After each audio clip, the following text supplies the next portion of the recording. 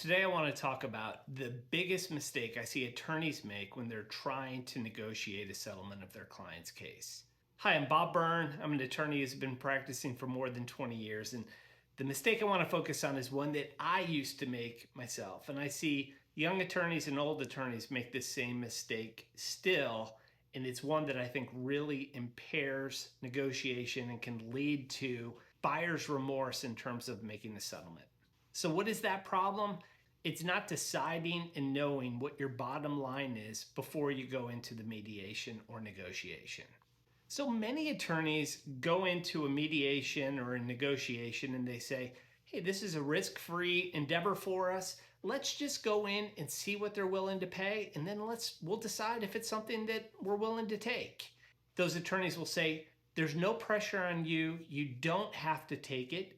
This is your case. You decide whether you're going to resolve it or take it to trial.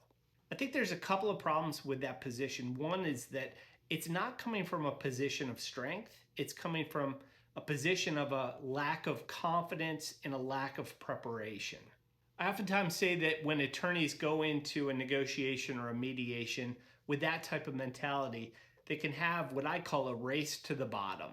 They're kind of getting to a number that is their lowest number and that is a lower number than they otherwise would have arrived at had they thought about what their case was truly worth. And the reason why is because negotiations, like mediations, are pressure filled. You're in a situation where oftentimes there's limited time to make a decision. You're presented with an offer, and the offer oftentimes comes in a way where it could be a little bit demoralizing. It's going to bring some doubt into the equation. It's going to make you think, man, maybe my expectations are too high. It's going to cause you to second guess the strength of the case, maybe the work that the attorney has done on the case, whether the client is going to present well, going to be some time constraints. And there's also some very powerful social constraints where you have either a retired judge or a respected attorney who's going to be kind of pointing out flaws and weaknesses in your case just to try to lower your expectations. And it may also cause you to second guess yourself because you're thinking about these things in the moment when you have these time pressures and when someone's standing in front of you kind of telling you these sorts of things. So doubt can creep in, kind of fear can creep in, and emotions can really take over. And when emotions take over in favor of logic, you're oftentimes in a place where you can end up making a bad decision.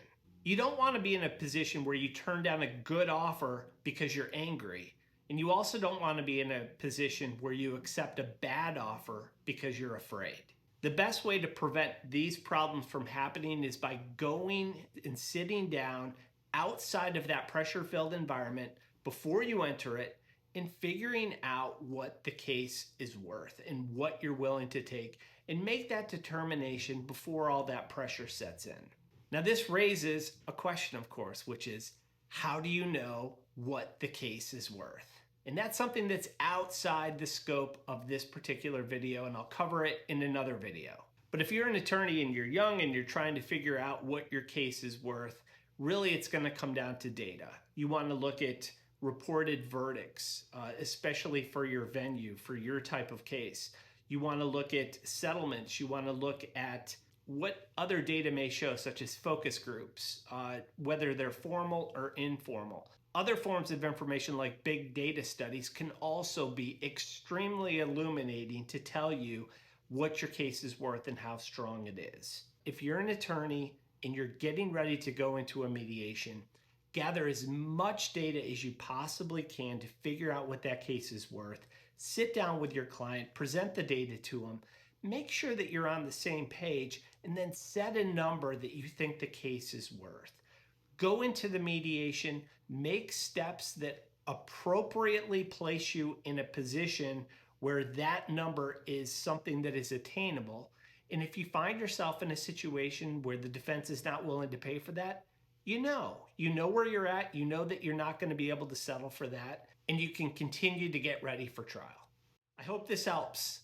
But thank you so much for watching. If you haven't yet, please subscribe. Please consider giving this a like and stay tuned for more videos. Thanks.